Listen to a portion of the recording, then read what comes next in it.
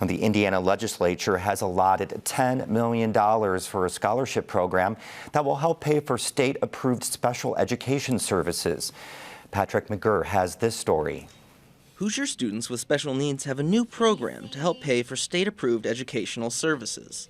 The Indiana Education Scholarship Account Program now gives parents 90% of the state funding that would have gone to the public school their child could have attended. The legislature allotted $10 million for the first year of the Scholarship Account Program. Each student's amount is based on special needs status and school district. Amounts range from just under $6,000 to just over $18,000. These tax-free funds may be used for educational services, including tutoring, classes, and therapies. Though funds may be used to buy services from public schools, students are not eligible if they are enrolled in a public school or public charter school. Representative Bob Baining wrote the bill that created the program and is a major advocate for school choice.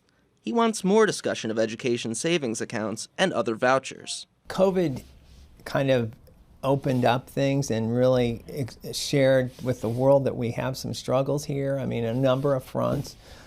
Clearly our academic progress isn't where I think most people would want to see it, especially for kids in poverty, that we clearly have to do more. Jacqueline Guglielmo is executive director of the program. She says it helps parents who may be struggling to afford educational services for their special needs students. It's really a blessing for them because now they can afford to access tutoring, other educational services, classes, courses, even transportation to and from therapies. The program received input from several Indiana groups, including school choice organization EdChoice and special needs advocacy group, the Arc of Indiana. Robert Enlow is the president and CEO of EdChoice. He says roughly 270 students are participating in the program now. What this is allowing us to do is to create more and more tools for more and more families to be able to individualize and customize their education for their children. Hannah Carlock directs public policy for the Arc of Indiana. While the Arc participated in planning the program, it remained neutral when the bill came before the legislature. We want to make sure that private schools and public schools still had enough funds to keep special education on the table and that students were receiving the fullest special education experience that they could. Some observers are concerned, including former state superintendent for public education Jennifer McCormick. It's very frustrating because obviously traditional public schools are struggling for money. And I know you could say we never have enough, but there are a lot of schools out there that are just really trying to make it work.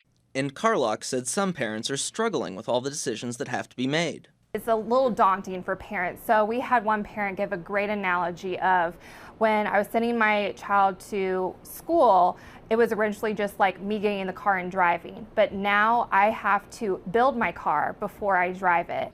While supporters say this is another tool for parents, some Hoosiers believe it will hurt public school funding. And here's a picture of Cody on pajama day at our neighborhood public school. And this is the emotional support dog, the therapy dog that the kids get to see. Indianapolis resident Carla Schmid has a son with autism and developmental delays. A former educator herself, Schmid opposes the program, considering it the newest example in a decade of policies chipping away at public school funding. Anytime there is a program like the education scholarships accounts or increased in vouchers or increased funding for charter schools, anytime those programs expand, it chips away at the funding that is available for the over 90% of children who are in our public schools. And the first ones that are harmed are our special needs children. It's hard enough to find assistants right now in the classroom to help support our special needs kiddos. Schmid is thrilled with the progress her son Cody has made with the support he's received at his public school. He's in a mainstream classroom right now, which is a testament to our public schools and the resources that are in place and the mechanisms and accountability that is working. And so he speaks, he's doing his homework, he's getting A's and B's, he's talking more every day. Andrea Jan is an IUPUI professor. Her son Huxley has autism. She too opposes the program. Her son attends an IPS public school where he has a team of autism specialists, therapists, and teachers trained in special needs. Jane says the scholarship account program does not provide enough money to pay for all the support Huxley receives now. Huxley is a very expensive kid. Public school is the only option for him because the educators and therapists who work with him are a robust and complex team of experts. They are outstanding, dedicated professionals, and they just can't do their jobs if their public school funding continues to be increasingly stolen. Jan says that this program is part of a larger trend to defund public education and that no private school could offer all the services her son receives from his public school. She says Huxley was suspended from one private school and expelled from another private school because they were unwilling to put more resources into meeting his needs. McCormick warns that more school choice and voucher expansions will come up in the next legislative session. I really think we're going to probably see a universal voucher program that really opens all of this wide open to anybody. In response to concerns about the trends, Boehning told WFIU in a statement that these accounts, quote, empower parents to select services that meet their child's education needs, whether that's a traditional public school, public charter school, non-public school, or other providers. He added that parents choose different education options for many reasons, including academic and social issues such as bullying. For Indiana News Desk, I'm Patrick McGurr.